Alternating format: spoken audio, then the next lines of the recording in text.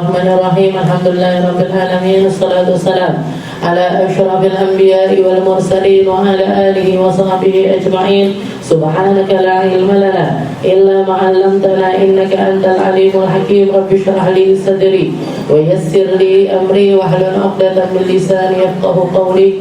Amma ba'd. Allahumma barik lana fi Rajab wa Sya'ban wa ballighna Ramadan wa ballighna Ramadan wa ballighna Ramadan wa a'inna 'ala as-siyam wal qiyam wa qira'atil Qur'an wa qanni'na bil yasiri minal manam. Alhamdulillah, segala puji bagi Allah Subhanahu wa ta'ala yang mendudukkan kita, mengumpulkan kita, memberi kita masa, memberi kita kesempatan, memberi kita waktu, memberi kita kesehatan untuk kumpul bersama-sama bermunajat kepada Allah Subhanahu wa ta'ala, meminta segala hal, meminta segala perkara, hajat-hajat dunia kita sampai hajat-hajat akhirat kita disusunkan oleh para ulama kita untuk menjadi penghias lisan kita, untuk menjadi penghias dari apa yang keluar dari mulut kita, menjadi penghias dari apa yang bisa kita pikirkan, bisa kita lantunkan, bisa kita perdengarkan, untuk menjadi bekal-bekal kita menuju Allah Subhanahu wa ta'ala, untuk menjadi perkara-perkara yang kita inginkan, menjadi penerang bagi kubur kita, peluas kubur kita, pemudah lisan kita di dalam mengucapkan kalimat La ilaha illallah di penghujung akhir hayat kita. Segala sesuatu yang disusunkan serta dituliskan oleh para guru-guru kita, para ulama-ulama kita, yang bukan hanya mereka itu memiliki keilmuan secara zahiriyah saja, tapi menunjukkan betapa dalamnya pemikiran mereka untuk umat, betapa mereka ingin umat ini merasakan apa yang dirasakan oleh para sahabat-sahabatnya Nabi, merasakan rasanya iman, merasakan rasanya berislam, merasakan rasanya memiliki keindahan ketika mereka tersambung kepada Allah Subhanahu wa ta'ala, ketika mereka mampu dan dimampukan untuk mengikuti sunnahnya Nabi kita, Nabi Muhammad sallallahu alaihi wasallam.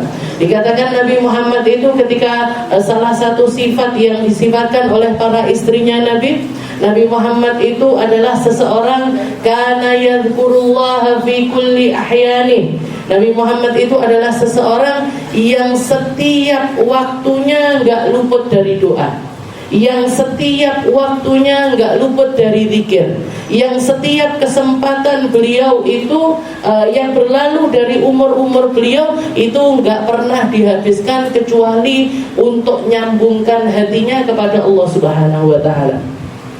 Dan Nabi Muhammad SAW juga mengatakan mathalul ladzi yadhkurullah wal ladzi la yadhkurullah kamathalil hayy wal mayyit. Permisalan orang yang nyambung sama Allah, yang ingat Allah, sama orang yang gak ingat Allah, itu semacam orang hidup sama orang mati. Mereka-mereka yang hidup di atas muka bumi ini dengan sambungan yang luar biasa, sinyalnya kuat sekali kepada Allah Ta'ala, aksesnya untuk nyari tahu atau mengisi waktunya dengan perkara-perkara kebaikan ini besar sekali. Mereka lah orang-orang yang hidup dengan kebenaran hidup. Mereka lah orang-orang yang hidup dengan sebenar-benarnya kehidupan. Karena apa? Karena hatinya nyambung sama Allah Ta'ala. Tapi semacam itu juga orang yang mayoritas waktunya diisi dengan kelalaian, mayoritas waktunya diisi dengan hal-hal yang gak penting, dengan hal-hal yang buruk, dengan perkara-perkara yang melanggar aturannya Allah Ta'ala, maka sesungguhnya mereka ini adalah mayat-mayat yang berjalan di atas muka bumi. Hatinya kosong, pikirannya kosong, badannya hanya semacam pelepah pisang, semacam pelepah pisang yang kalau misalkan digeser ke sana ikut ke sana, digeser ke sini ikut ke sini.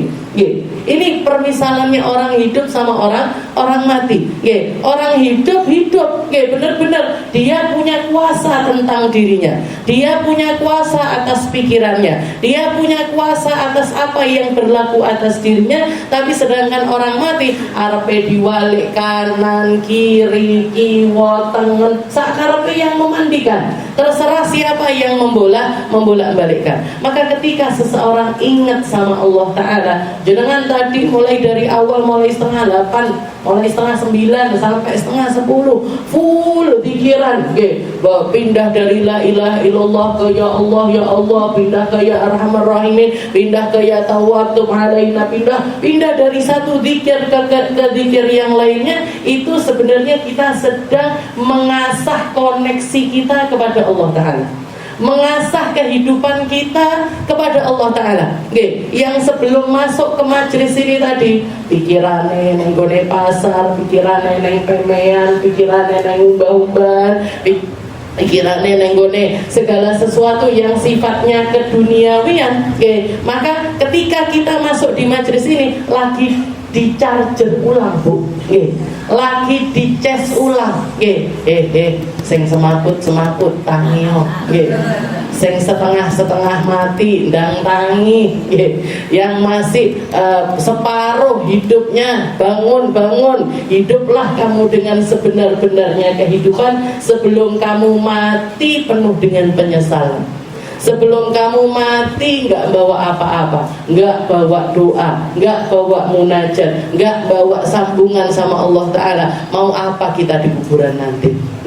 Maka dengan zikir, dan itu semuanya dirumuskan sama para ulama kita, para ulama-ulama di setiap zaman itu yang paling dipikirkan opo sing paling penak, apa yang paling gampang saya wariskan kepada orang-orang.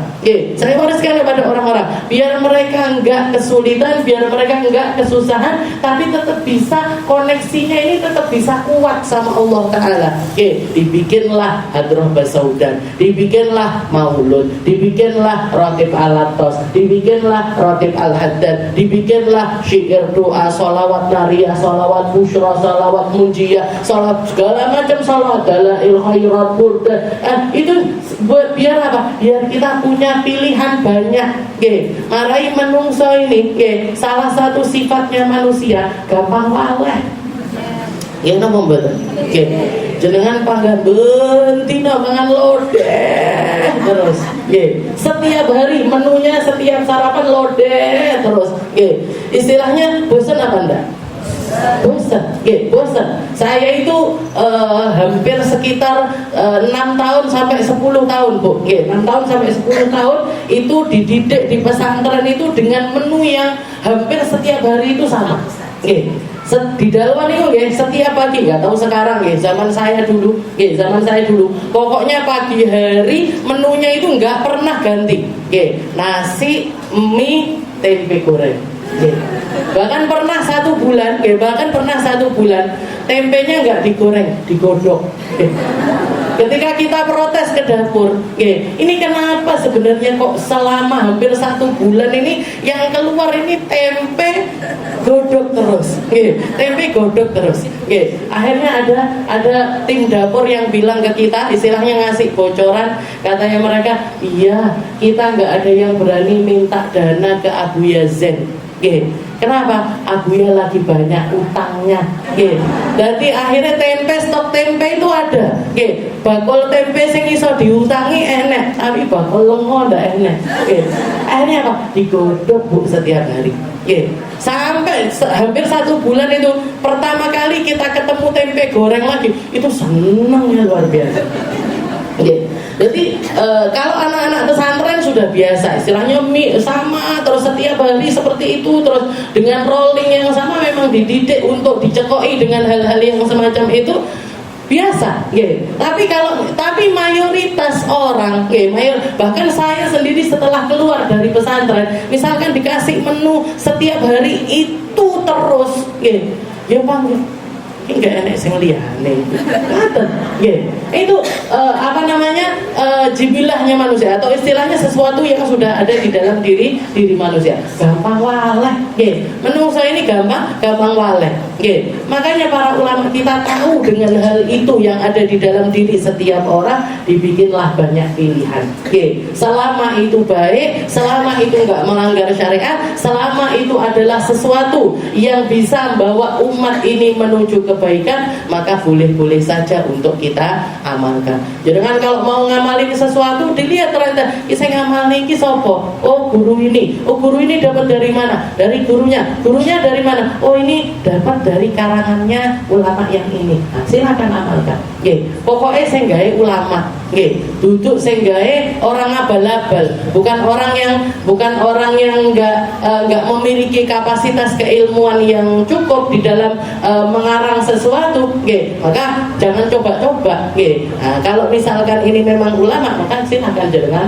amalkan. Nah, makanya kita seling-seling ini di majelis kemis ini, nggih. Kadang bersaudanan, kadang maulutan, kadang sholawatan, kadang rotib al-haddad dan lain sebagainya, biar ada variasi, nggih. Juga saya ngambil pesan abah saya, nggih, ibu-ibu warano-norno. Kenapa ben pinter, nggih. Ben pinter, nggih. Jadi kalau misalkan pas datang di majelis yang lain, oh saya diwaca apa? Rotib al-haddad. Wah, iso. Oh, yang di sana apa? Baca maulid. Wah, aku ya iso. Nah, di sana baca apa? Bahasa Udan. Aku ya iso. Dalam khair, iso kabeh. Ibu-ibu kemis iso kabeh. Alhamdulillah. Ya, jadi itu salah satu pesan dari abah saya yang saya. Ya, kita lanjutkan pembahasan kita. Di dalam kitab Sulamut Taufiq ila an qala al-muallif rahimahullahu taala wa nafa'ana bi ulumi fid dharain amin wa min al-lahnu fil Quran wa illam yukhil bil ma'na. Okay. Setelah minggu yang lalu atau 2 minggu yang lalu kita bahas tentang perkara talak bid'i wa dhihar fi, tentang talak yang tidak sesuai dengan ajarannya Rasulullah sallallahu alaihi wasallam, yaitu maksiatnya lisan dengan cara mentalak seorang istri atau menceraikan seorang perempuan di masa haid perempuan tersebut, atau di masa suci yang di masa suci tersebut sempat mereka ini berhubungan badan di waktu tersebut. Oke, itu namanya adalah talak bid'ai. Oke, talaknya jatuh, cerainya tetap jatuh. Oke, jadi kalau misalkan ada perempuan diceraikan laki-laki di saat yang semacam itu, gimana? Talaknya jatuh apa enggak? Tetap jatuh, Bu. Oke, jadi kalau dia ngomong saya talak kamu sekali, nah berarti jatuh talak 1. Kalau ngomongnya 2 kali, tak talak kamu, nah berarti jatuh 2 kali. Kalau misalkan suaminya bilang tak pegat tawakmu peng 1000, maka jatuhnya adalah talak 3. Okay. Walaupun itu terjadi di masa haid sekalipun atau di masa suci, yang di masa suci tersebut si laki-laki ini sempat menggauli istrinya, talaknya tetap jatuh meskipun dosanya besar. Dosa, Bu. Kenapa? Yang pertama alasannya karena dia memperpanjang masa iddah dari perempuan tersebut, istilahnya menyakiti perempuan itu secara hissiyah, secara nyata, karena dia harus memiliki masa menunggu lebih jauh lagi untuk keluar dari masa iddahnya. Juga menyakiti hati seorang perempuan dari segi perasaannya. Dengan bayangkan di masa suci, istilahnya misalkan hari itu dia digauli, 2 hari kemudian dipegat, kan ya loro banget. Istilahnya sakit sekali hati dari si perempuan tersebut. Jangan istilahnya kan bingung, istilahnya perempuan ini nggak akan bisa menerima dengan logikanya. Awak mungkin piye toh? Kemarin lusa atau seminggu yang lalu baru saja nyentuh aku, istilahnya melakukan hubungan suami istri seperti nggak ada apa-apa, ujung-ujung dicerai. Tahu-tahu dipisahkan begitu saja. Jadi karena alasan tersebut, maka ini termasuk dari bagian maksiatnya lisan. termasuk dari bagian maksiatnya lisan. Begitu juga dengan dihar, yaitu menyamakan istrinya dengan perempuan yang mahram dari si istri tersebut. Nyamakan sama ibunya, nyamakan sama anaknya, nyamakan sama ponaannya, nyamakan sama bibinya. Nah, itu semuanya juga hukumnya haram. Kalau disertai dengan kalimat talak maka jatuh talak. Kalau enggak disertai dengan kalimat talak, maka ini hukumnya semacam sumpah. Kalau dia mau menetralisir atau istilahnya, oh saya enggak niat, saya cuma ngomong kayak gitu aja, istilahnya karena sakit, karena pegel, istilahnya ngomong terlontar kalimat yang semacam itu, tapi nggak niat mencerai. Nah, maka untuk kembali lagi ke pernikahan, laki-laki tersebut istilahnya bisa kembali ke istrinya dengan syarat yang pertama adalah memerdekakan budak perempuan. Nah, kalau nggak ada budak perempuan yang muslimah, nggak ada, maka puasa 2 bulan berturut-turut. Puasa 2 bulan berturut-turut. Yang mana? Yang laki. Nah, ibu-ibu nggak ada kewajiban semacam ini. Jadi puasa 2 bulan berturut-turut. Kalau nggak mampu juga, udah dicoba sekali nggak mampu, 2 kali nggak mampu, maka yang ketiga yaitu it'amu sittina miskinan. Bersedekah kepada 60 orang miskin. 1 orang miskin dapat 1 mud. Jadi satu orang dapat 1 mud. Jadi diharun balighun muslimun akil. Nah, ini berlaku talak ini yang punya kapasitas untuk mengucapkannya adalah muslim baligh akil. Seorang muslim baligh dan juga berakal. Kalau misalkan ada seorang suami tapi masih kecil, boleh bisa ada anak kecil dinikahkan, boleh. Jadi misalkan ada anak umur 9 tahun laki-laki dinikahkan dengan anak umur 9 tahun juga perempuan, apa boleh ini? Pernikahan ini apa sah? Sah. Tapi si laki-laki ini yang nikahkan walinya. Kalau dia pengen menceraikan istrinya, yang menceraikan juga walinya. Jadi masih belum punya keputusan pribadi. Tapi nggak mungkin, istilahnya neng Indonesia koyoknya ini. Jadi sekarang katakan setelah itu, setelah talak dan juga dihar, wa minhal lahnu fil Quran wa illam yukhil bil makna. Dan juga salah satu dosa lisan yang selanjutnya adalah al-lahnu bil Quran. Baca Al-Quran pakai irama, pakai nada yang salah, sehingga seringkali membuat bacaan ini berubah maknanya. Jadi bacaan Al-Quran, itu Rasulullah SAW memerintahkan kita zayyinul Quran bi aswatikum. Zayyinu Al-Quran bi aswatikum. Perindahlah Al-Quran dengan suara-suara kalian. Jadi kalau kita membaca Al-Quran, istilahnya perintah dari Nabi Muhammad, Nabi Muhammad adalah kita menggunakan cara yang terindah di dalam membaca Al-Quran. Setelah perintah dari Allah Subhanahu wa Ta'ala yang mengatakan warattilil Qur'ana tartila, bacalah Al-Quran dengan tartil. Apa baca Al-Quran dengan tartil itu apa? Seperti apa baca Al-Quran pakai tartil itu seperti apa? Tartil itu lawan katanya adalah famun murakkab. Jadi lawan katanya murattal, bacaan, orang yang membaca, itu lawan katanya adalah murakkab. Murakkab ini apa? Murakkab itu sautan fauqa sautin atau harfan fauqa harfin. Jumbuh di dalam kalimat atau jumbuh di dalam huruf, itu namanya murakkab. Kayak orang punya gigi, jenengan punya gigi, Bu. Duwe itu napa buatan jenengan? Kan orang ini ada yang giginya itu gigi serinya di tengah, habis itu jejere. Jadi istilahnya rengket-rengket satu-satu.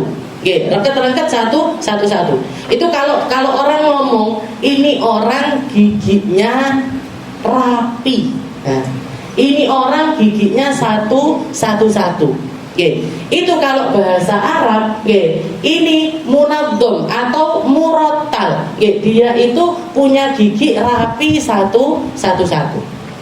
Tapi kalau murakkab, oke, itu orang punya gigi, ini gigi serinya. Neng ngarepe enek untu, neng ngarepe enek untune. Jadi giginya itu numpuk-numpuk. Nah, ini penyakitnya orang punya gigi kayak gini ada apa mboten? Siji maju, siji mundur, siji maju, yang ini nutupi yang lainnya, yang ini nutupi. Nah, itu namanya orang punya gigi murakkab. Nah, biasanya kalau mau rapi lagi, dia kan orang sekarang ada behel. Ada orang punya pakai behel atau pakai dirapikan sama dokter dan bisa. Zaman dulu nggak bisa, Bu. Makanya salah satu sahabatnya Nabi yang punya kulit hitam, kurus, untune ngoten niku. Satu maju, satu mundur, satu maju, satu mundur, satu maju, satu mundur. Ketika dia ada di tengah-tengah pasar, Rasulullah datang. Dipeluk laki-laki tersebut dari belakang. Dipeluk laki-laki tersebut dari belakang. Setelah itu matanya ditutupi sama Nabi. Matanya ditutupi sama Nabi. Katanya Rasulullah bilang man ana. Ayo jajal bedeen aku sopo. Katanya laki-laki tersebut, ya Rasul, siapa yang nggak kenal jenengan? Dari baunya, dari lembut tangannya, saya sudah tahu betul kalau ini adalah Rasulullah Shallallahu Alaihi Wasallam.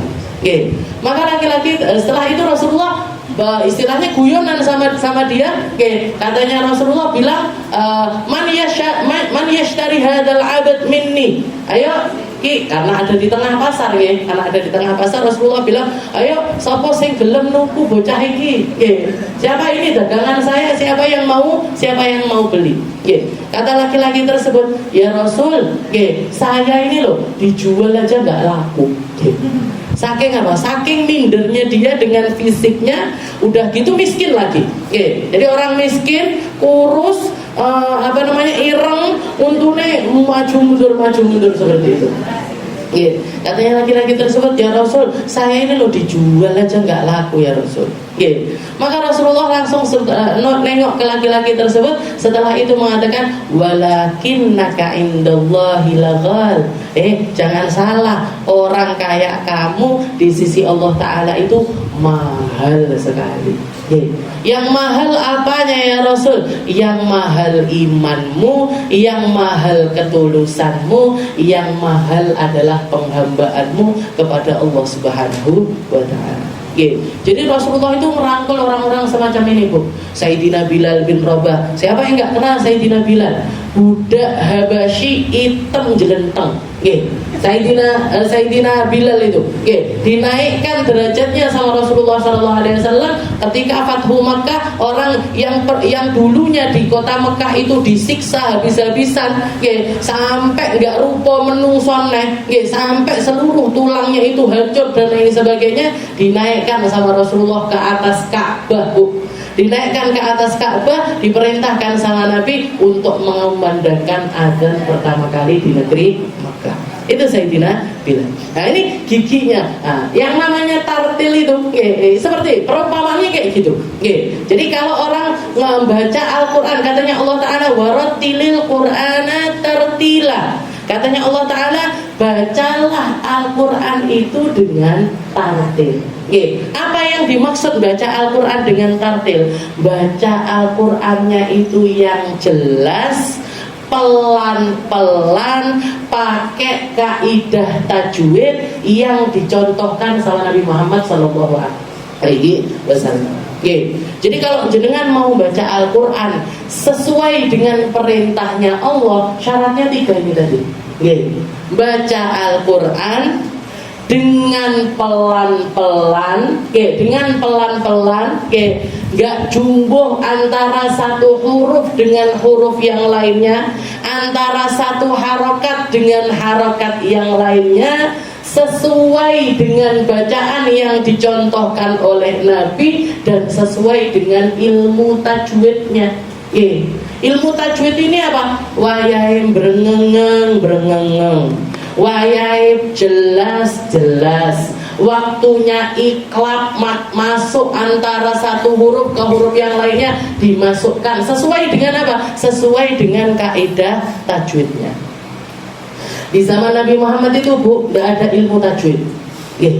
Makanya para ulama itu sepakat belajar ilmu tajwid itu nggak wajib.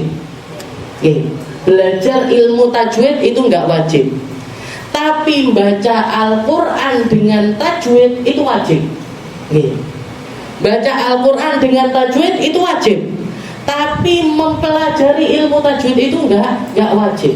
Kenapa? Karena yang diwajibkan adalah prakteknya, bukan keilmuannya.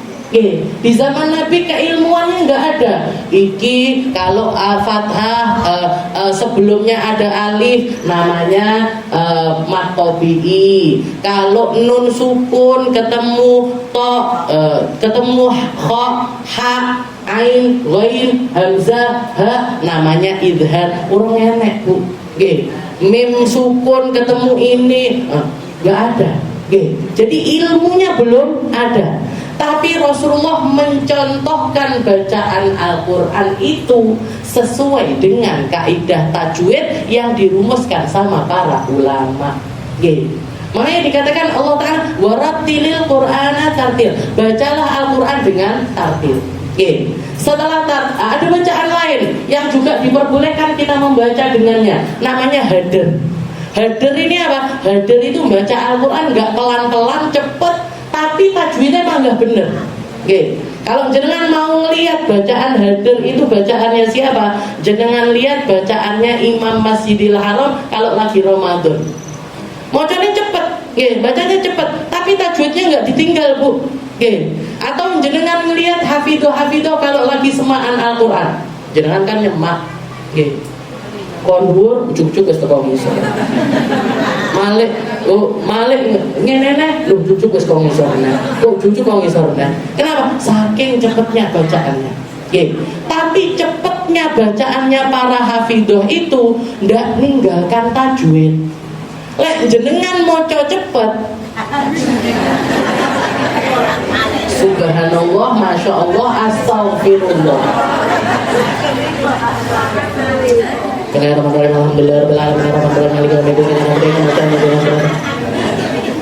Jumbuh kabeh. Mana baknya, mana sinnya. Baca bismillahirrahmanirrahim. Bismillahirrahmanirrahim. Baknya ketok, sine ketok, mime ketok, roe ketok. Haknya kelihatan, nunnya semuanya harus kelihatan. Bismillahirrahmanirrahim. Bismillahirrahmanirrahim. Subhanallah, tasbihan. Saya itu kadang heran. Subhanallah. Baca tasbih. Subhanallah. Ini moco apa ini sebenarnya? Subhanallah, apa? Subhanallah. Alhamdulillah, enggak.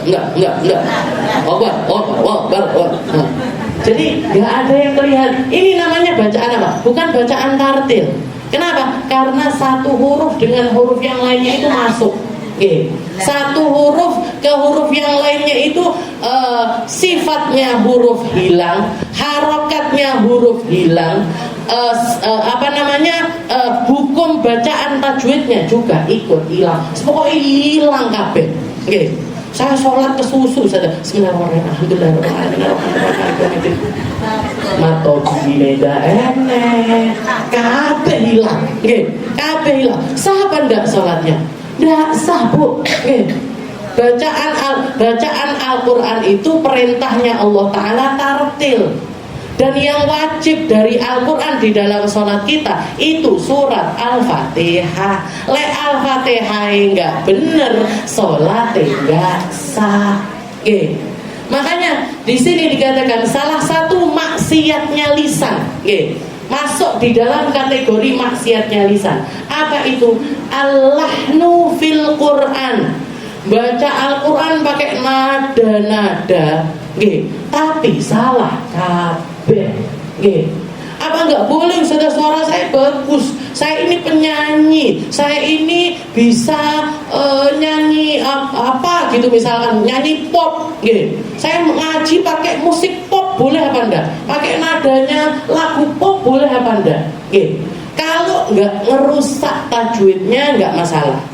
Tapi kalau merusak tatanan tajwidnya, ini hukumnya dosa. Allahnu fil qiraah. Allahnu fil Quran. Baca Al-Quran dengan cara yang nggak benar. Dengan cara yang nggak benar. Makanya istilahnya gini. Untuk para qari'ah atau orang-orang yang punya suara yang bagus atau yang biasa ngasih nada-nada di dalam bacaan Al-Quran, nggak salah jenengan, karena itu ada motivasinya dari Nabi Muhammad SAW. Zayyinul Quran bi aswatikum, hiasilah Al-Quran dengan suaranya kalian. Juga Rasulullah juga mengatakan hasanus saut zinatul Quran, orang yang punya suara indah itu perhiasannya Al-Quran. Itu motivasinya dari Nabi Muhammad. Bahkan malam yataghanna bil Quran falaisa minna, katanya Nabi, yang nggak pakai nada di dalam bacaan Al-Qurannya itu bukan golongan kami. Karena Rasulullah sering naruh lahan di dalam bacaan Al-Qurannya. Tapi bacaan Al-Quran itu yang pakai nada ini harus setelah kita itu bacaan Al-Qurannya ditasheh kebenarannya oleh para guru-guru Al-Quran. Jadi kalau jenengan belum ditasheh bacaan Al-Qurannya, belum dibenarkan, belum dibenahi sama guru-guru Al-Quran di dalam bacaannya, jangan coba-coba pakai nada di dalam bacaan Al-Quran. Saya sudah belajar, Ustazah. Belajar apa? Belajar surat Al-Fatihah. Saya sudah dibenerin sama Ustazah Nur, atau Ustazah Sus, atau guru-guru Umi yang lainnya. Saya sudah depan diajarin bacaan Al-Fatihah. Sekarang saya pengen baca Al-Fatihah pakai nada sika. Ada sikai sing piye, semoga jenengan golek ide. Atau pakai nada Hijaz, sing ditawakne di sininya. Atau pakai nahrawan, ada macam-macam nada-nada di dalam bacaan Al-Quran. Gimana hukumnya? Boleh, tapi jenengan pelajari setelah jenengan ditasheh bacaan Al-Quran. Jadi jangan belajar nada dulu baru belajar tajwid, jangan. Belajar tajwid dhisik baru belajar nada. Qari itu yang baca Al-Quran pakai nada di istilahnya di sini dipanjangin, di sini dilenggok-lenggokin dan lain sebagainya. Itu mereka mempelajarinya setelah tasheh bacaan Al-Quran. Kalau bacaan Al-Qurannya aja belum sahih, belum bener, ojo wani-wani pakai nada. Kenapa? Ledru, salah semuanya. Justru malah bikin itu tadi nggak dapat pahala, malah justru dapat dosa.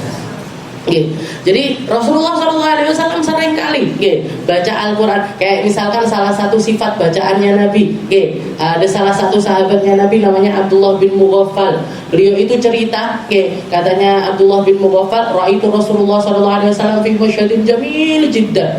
Saya itu pernah melihat pemandangan yang indah sekali. Pemandangan indah semacam apa? Saya pernah melihat Rasulullah itu di atas ontanya beliau, di atas kudanya beliau, ketika hari Fathu Makkah. Jadi Rasulullah itu naik kuda, entah kuda, entah keledai. Walhasil beliau itu naik kendaraannya beliau dengan seluruh tubuhnya ini ketutupan sama baju besi.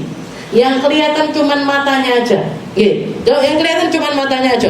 Jadi dengan istilahnya, dengan kayak jenengan kalau mau bayangkan sekarang seorang tentara dengan pakaian tentaranya yang lengkap, dengan senjatanya yang lengkap, naik tank yang gede, naik kendaraan perang yang besar, tapi di situ dikatakan Rasulullah kepalanya nunduk sampai perutnya ini hampir setara dengan kudanya.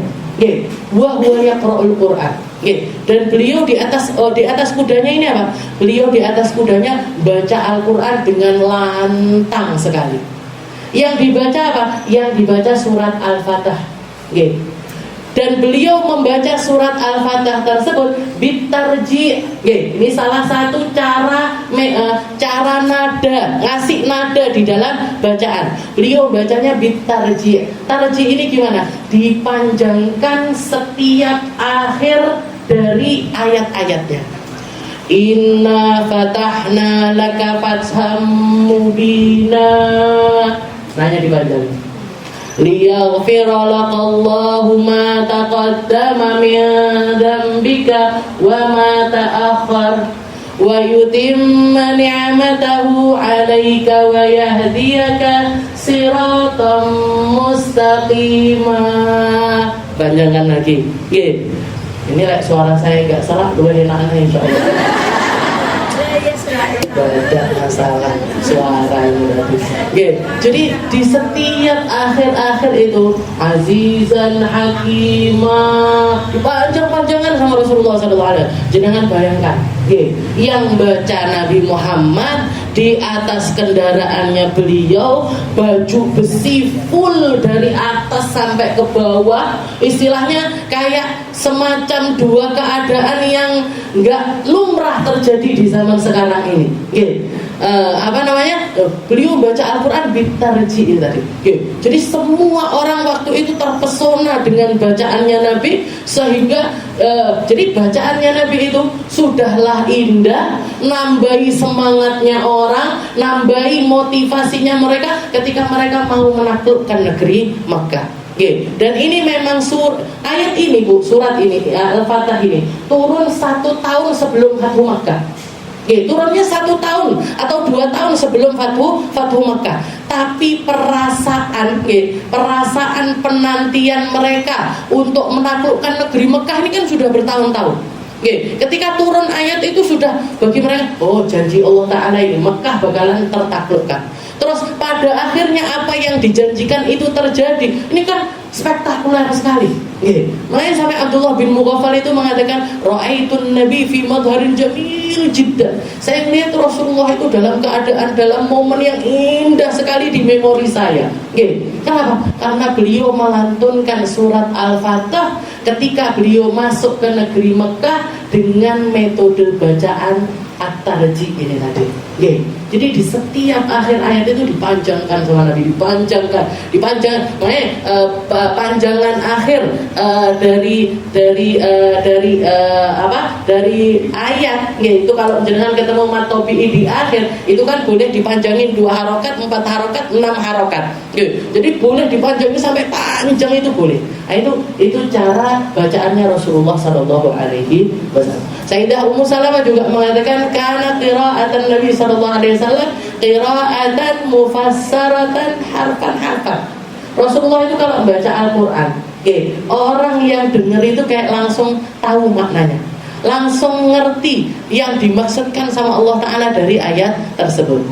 Setelah itu bacanya huruf per huruf. Huruf-huruf. Jadi setiap sifatnya huruf itu dikasihkan.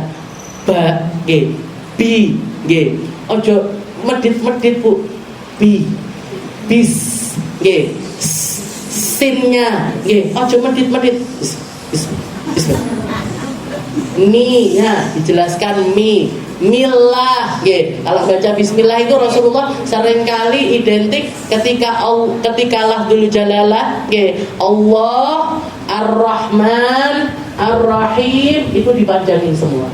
Bismillahirrahmanirrahim. Jadi di Allahnya dipanjangin, Rahmannya itu juga dipanjangin, Him juga dipanjangin. Nah itu bacaannya Rasulullah SAW. Jadi ini termasuk maksiatnya lisan ini apa? Ketika seseorang itu belajar nadanya Al-Quran sebelum mentasheh bacaannya. Sebelum bacaannya itu benar dulu secara tajwid. Nah, makanya yang pertama kali harus kita baca Al-Quran dengan indah itu nggak wajib. Tapi baca Al-Quran dengan benar itu wajib. Nanti yang belum pernah ditasheh Fatihahnya terutama, surat-suratnya belum pernah ditasheh, jangan ditunda-tunda Bu. Ojo isin-isin, aku wes tuwek ustazah, mosok baru jilid 1, ndak popo, koncone akeh. Jenengan kalau datang ke Umi Darussalam kelas awal, kelas awal ini apa? Kelas AA, Baba, Tata, banyak koncone jenengan tekoki. Nanti habis itu naik kelas apa? Kelas panjang pendek, kelas harokat, habis itu kelas dengung, Jadi jilid 1, jilid 2, jilid 3, jilid 4, jilid 5, jilid 6, jenengan pelajari minimal itu, minimal kalau kita mau istilahnya mau baca Al-Qur'an dengan benar, jilid itu hatam 1 sampai 6 itu hatam dengan bukan cuma hatam diwaca tok, enggak, hatam dengan penilaian dari guru-guru yang yang kompeten di situ. Jadi jenengan sudah lulus, lulus jilid 6, nilainya apa? Nilainya A atau B+, nah, berarti ya sudah, berarti ini lulus, lulus tenanan, iso ngaji tenanan. Tapi lek tangga C, berarti belum Bu, belum sahih bacaannya, belum sahih bacaannya. Jadi kalau mau mempelajari nadanya Al-Quran itu setelah benar di dalam bacaannya. Kenapa? Karena ketika orang bisa baca Al-Quran dengan nada tapi salah semua, itu justru malah dosa. Allahnu fil Quran wa illam yukhil bil makna. Kan dikatakan walaupun gak ada makna yang berubah, walaupun gak ada makna yang berubah, tapi kok dia itu di dalam nadanya itu gak benar, di dalam bacaannya itu gak benar, itu tetap terhitung dosa. Di belajar Al-Quran, itu adalah sebuah kewajiban. Tapi kalau saya belajar Al-Quran nanti nggak ngajinya jenengan deresin, jenengan tetap jalani aja, nggak apa-apa. Jadi deresin, saya kalau ngaji istilahnya ngaji saya belum hatam Ustazah, apa boleh saya ngaji? Nggak apa-apa, jenengan tetap ngaji, nggak apa-apa, jenengan tetap. Yang bisa dibenerin dari bacaannya yang jenengan sudah tahu dibenerin. Yang belum tahu tidak apa-apa, karena ketika kita baca Al-Quran salah bukan karena sengaja kita salah, tapi karena kita memang nggak tahu, tetap dapat pahala. Yang dosa adalah ketika kita ngerti tapi nggak benerin. Wes ngerti, ini harusnya dengung, ini harusnya panjang, ini harusnya dipendekin, ini harusnya dijelasin dan lain sebagainya. Kok nggak dipraktekkan, sudah belajar tapi nggak dipraktekkan, nah itu yang dosa. Nah, tapi kalau misalkan saya jilid 1, boleh deres, tapi saya biasa deres, ngaji per hari 1 juz, gimana? Tidak apa-apa, yang ini tetap jenengan baca aja, yang deresnya tetap dilakoni aja, sembari benerin bacaan, sembari benerin bacaan. Nah, nanti dibenerinnya pelan-pelan, nanti dibenerinnya pelan-pelan, dengan guru-guru ngaji, ojo kereng-kereng, ada guru-guru ngaji gitu. Kalau sama yang sepuh-sepuh ini, orang sepuh ini ilatnya kan panjang wis malik biasanya. Dia ngomong itu lali nego apa ya Ustazah, ini yang mana ini koncone tok apa koncone sot? Enggak mau lama sing sabar, yang sabar istilahnya karena baca Al-Quran itu nggak dipuji sama Allah Ta'ala. Al-mahir bil Quran ma'as-safaratil kiramil barara. Katanya Allah Ta'ala, katanya Nabi Muhammad, orang yang baca Al-Quran wa huwa mahirun fi, bacaannya benar, bacaannya bagus, bacaannya indah, bacaannya benar, bacaannya bagus, bacaannya indah. Katanya Nabi Muhammad, ma'as-safaratil kiramil barara. Levelnya selevel sama para malaikat pencatat amal. Levelnya setara sama para malaikat. Jadi jenengan nggak akan minder sama malaikat, sandi para malaikat. Aku ngaji ku apik, nggak minder karena malaikat. Kenapa? Masa haratil kiramil barara. Tapi waman qara Al-Quran, barang siapa yang baca Al-Quran wa huwa yatata'ata, katanya Nabi, dan dia terbata-bata di dalam bacaannya. Kleru-kleru, belekuk-belekuk, alon-alon, salah-salah, bukan salah sengaja salah, enggak, tapi memang belum bisa bacanya. Katanya Nabi Muhammad wa huwa syakun fi, dan dia kesulitan di dalam bacanya, lahu ajron, dia dapat pahala 2, pahala baca Al-Quran tetap dapat, plus pahala angel maca Al-Quran. Jadi pahalanya 2. Jadi nggak ada orang baca Al-Quran jelek, itu nggak ada. Tetap aja baca Al-Quran sembari dibenerin, sembari dibenahin, anjuran apa ndak meri, biar sama safaratil kiramil bararah, setara. Orang yang bacaan Al-Qurannya bagus itu setara sama para malaikat-malaikatnya Allah. Wasu'al lil ghina wa bimalin aw hirfatin, wallahu a'lam bisawab. Insyaallah kita lanjutkan di pertemuan